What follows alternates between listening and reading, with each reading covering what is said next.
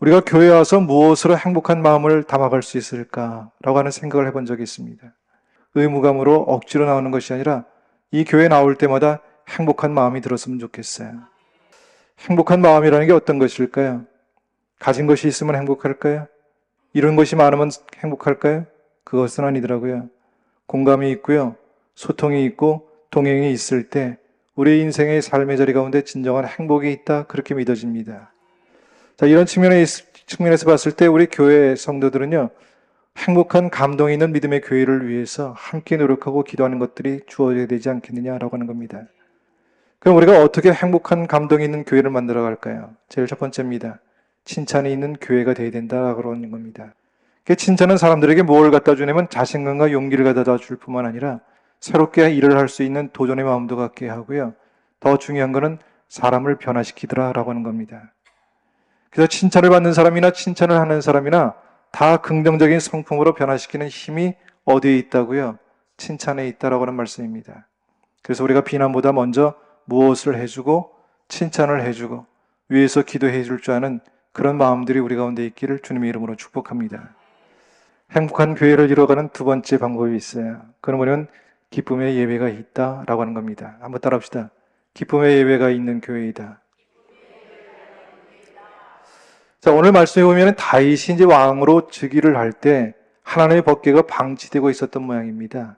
근데 다윗이 왕이 되니까 제일 먼저 갖는 마음이 뭐냐면 어떻게 하면 이스라엘 백성들의 신앙이 회복되게 할 수 있을까를 고민하기 시작했어요.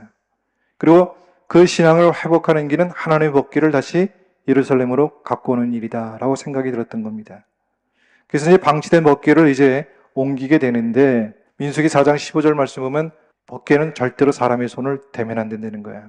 그리고 레위인 가운데도 고핫 자손들이 어깨에 메고 그 법궤를 운반하라고 하는 규정이 있습니다. 자, 그런데 사람들이 편리하게 하기 위해서 수레에 그 법궤를 싣고 운반하기 시작했던 모양 같죠.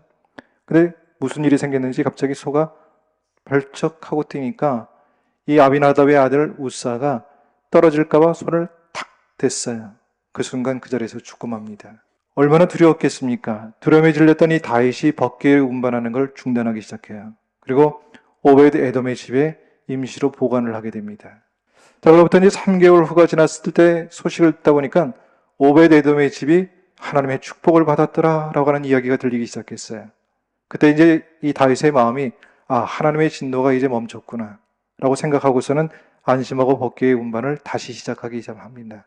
자, 이번에는 이제 하나님의 법대로 조심조심 이제 법궤를 운반하기 시작하는데 생각하면 생각할수록 너무 깊은 거예요. 다윗의 마음이. 너무 감사한 거예요. 그 모습이 어떻게 표현되고 있는지 성경은 이렇게 말씀하고 있습니다. 12절 말씀에 보니까 이렇게 표현하고 있죠. 기쁨으로 메고 13절에 소와 살진 송아지로 제사를 하고 14절에 힘을 다해서 춤을 추는데 15절 보니까 심지어 몸을 드러내면서까지 춤을 추기 시작했다는 거예요. 이것이 다윗이 얼마나 기뻤으면 이런 모습이 나왔겠느냐라고 하는 겁니다. 한마디로 하면 이런 얘기죠. 하나님 앞에서 누구처럼 아이처럼 기뻐하고 있다는 얘기죠. 여러분, 행복한 교회의 예배는 이래야 된다는 얘기입니다. 이런 모습이 우리 가운데 있기를 주님의 이름으로 축복합니다. 세 번째로 행복한 교회를 어떻게 이뤄나갈 수 있을까?